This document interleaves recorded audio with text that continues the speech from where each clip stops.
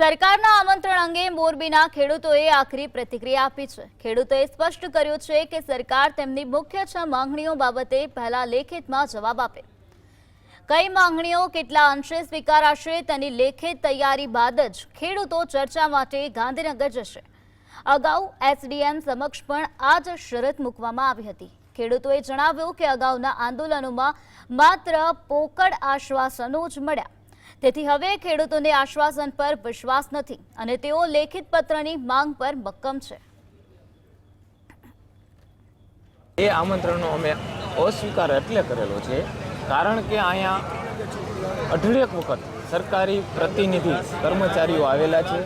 SDM સાહેબને અમે મૌખિક રજૂઆત કરેલી છે, ત્યારે એસડીએમ સાહેબે અમને એવું કીધેલું કે તમે લેખિતમાં આપો જેથી કરીને અમે આને ગાંધીનગર મોકલી શકીએ। એટલે હું 5 દિવસ સાહેબ ભૂખ્યો હતો, તેમ છતાં અડધી કલાક બેસીને મેં એક પોઈન્ટ હાથથી લખીને 6 પોઈન્ટની અમારી જે માંગણી હતી એ માંગણીને અમે લેખિત